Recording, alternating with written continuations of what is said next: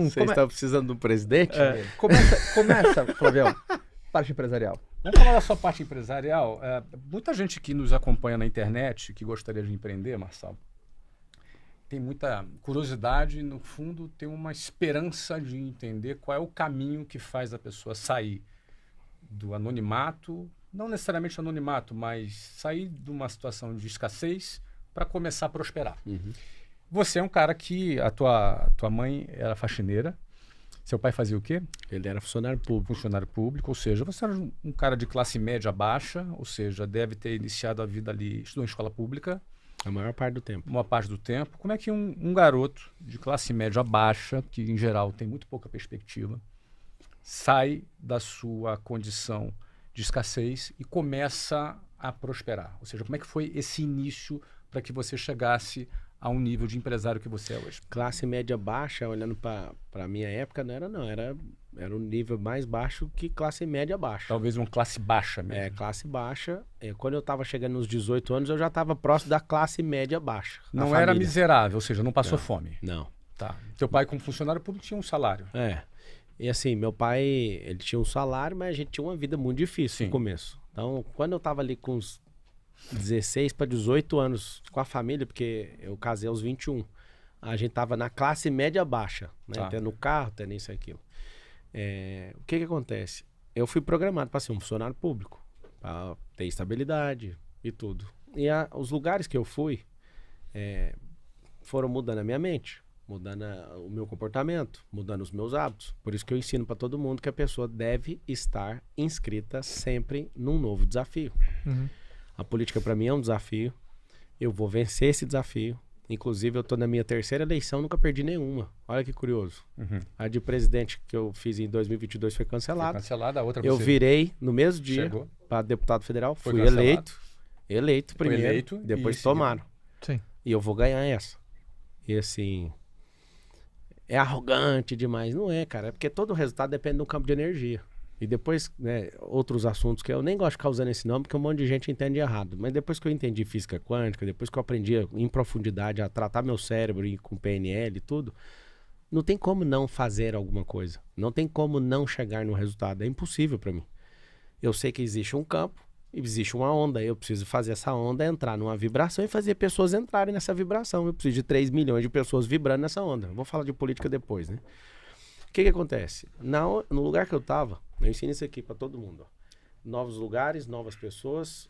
Novos lugares, novas pessoas, novas ideias, novas ações e novos resultados. Uhum. Esse aqui é muito simples. Se a pessoa continuar, você pegava o ônibus lá no Rio de Janeiro, continuar nesse mesmo ambiente, ou seja, não acessar um lugar novo, lá vai ter as mesmas pessoas, lá vai ter as mesmas ideias, repetições de ações e resultados iguais ou piores, porque a tendência do resultado é piorar. Vai virar um ciclo. Sim. Porque o mundo está rodando, né, a 1.675 km por hora. Tá tudo mudando de estação, as coisas estão indo, você está repetindo um comportamento. Vou dar um exemplo. Por que tem a tendência a piorar? Se você está no verão, tendo comportamento de verão, aí você vai para o inverno com comportamento de verão, a tendência é dar errado o resultado. Uhum. Então a gente tem que ter um comportamento já estudando a próxima estação, tendo estratégia. Se a pessoa repete, a tendência é sempre piorar o resultado.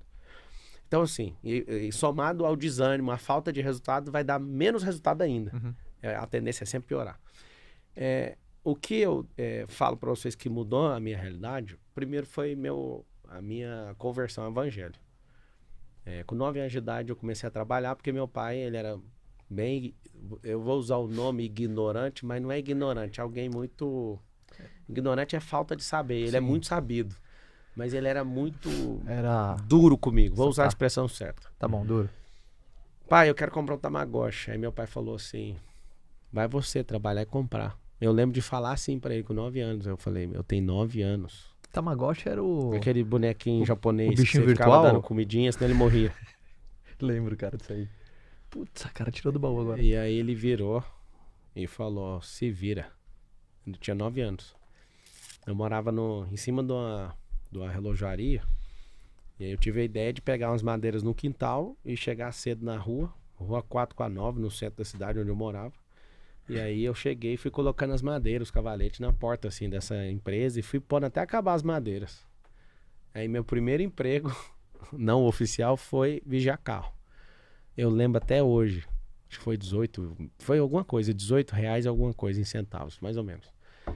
Eu, em um dia de trabalho, levantei o dinheiro, fui no camelódromo, comprei o Tamagotchi e eu chorava, cara. Um dia de serviço. E mexia, eu não vou deixar ninguém te matar, você vai comer direitinho, você dava banho nele, não sei se você lembra desse rolê. Aí meu pai chegou, ele trabalhava na Assembleia Legislativa na época. Ele chegou, o que é isso? Eu falei, é meu filho. Eu nunca esqueço desse combate ali, desse embate com meu pai. E eu falei, eu não vou deixar o senhor ver. E ele com muito orgulho, sabe? Falou, poxa, que legal, né? E tal, e passou, e aí eu falei, eu consigo o que eu quiser. Eu faço o que eu quiser. Meu pai é vivo. E ali eu percebi que eu conseguiria fazer o que eu quisesse mesmo. Porque em um dia eu consegui resolver um problema, fiquei orgulhoso. Meu pai respeitou aquele momento, e na hora que eu vi que ele me olhou diferente, como eu tava me sentindo um homem já com 9 anos. Aí dali pra frente eu percebi, era eu que tinha que me virar mesmo. Então meu velho nunca deu essa, toma aqui. Eu não tenho recordação do meu pai falar, toma o dinheiro, faz isso aqui. Eu tive que fazer. A segunda virada de chave absurda mesmo foi a conversão ao evangelho nessa mesma data. Meus pais eram separados. E aí eu tava brincando na porta da igreja, eu vi o pastor lá falando, quem quer aceitar Jesus? Eu não sei explicar, assim, eu senti um negócio, fui lá na frente, aceitei, aí eu comecei a estudar a Bíblia pra caramba. Aí em 2 anos eu tava sendo batizado. Aí eu fui batizado. E aí, cara, eu pensei, eu não quero fazer outra coisa na vida a não ser pregar. Eu tenho recordação com 11 anos de idade, pregando na rua, brigando com os outros, sabe? Um negócio bem doido. E o que eu fiz? Comecei a estudar muito a Bíblia. Então, todos os princípios que eu carrego, eu aprendi na Bíblia. Então, aquilo mudou completamente a minha cabeça. Quando eu percebi que no ambiente da igreja eu era muito valorizado por saber a Bíblia, aí que eu estudava ainda mais. Então, tinha gincana, o cara era da hora, porque quando tinha gincana, eles colocaram os adultos, os caras de 40 anos, 50 anos de idade, todo mundo perdia pra mim. Então, na gincana eu falava, não, Davi não fez isso aí não. E aí o povo, não é possível, como que um menino desse sabe? E aí a galera pesquisava, aquilo me deu um prazer tão grande de ter a recompensa em ter estudado, que eu virou terror em estudar a Bíblia. Então hoje, assim, para discutir Bíblia comigo é um pouquinho complicado, sabe? Eu fiz teologia depois e sou leitor da palavra, assim, absurda mesmo. Não sou doutor, mas eu sinto, né, que eu tenho um dom, assim, de mestre da palavra, de articular e, né, de ter uma interpretação, uma conexão bem forte com a palavra desde pequeno.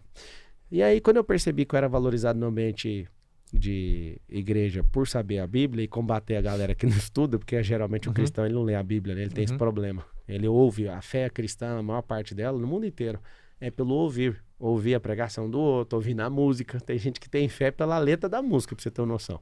E não é ruim, não. Só não é consistente. O cristão tem que amar a palavra. Aí eu tava no ambiente empresarial, com 16 anos de idade. Foi quando entrou a Brasil Telecom na sua vida? Não, eu era operador de áudio primeiro. Minha carteira de trabalho, 1º de maio foi assinado, no Dia do Trabalhador, em 2003. Eu fiquei 13 anos dentro do regime de CLT. Não sei explicar até hoje por que eu levei 13 anos para sair disso. Mas foi isso, né? De 2003 a 2016 é a minha entrada, dia 1º de maio de 2003. Você saiu da CLT com qual idade? Foi em 2016... Deixa eu ver. 2016, eu sou de 87. 29. 2016, cara. Levou tempo, 13 anos. Levou, e até hoje eu não sei explicar por que eu fiz isso. Por que demorou tanto. Você ficou lá como operador de call center, aí foi então, crescendo. Não, primeiro eu era operador de áudio. De áudio, né?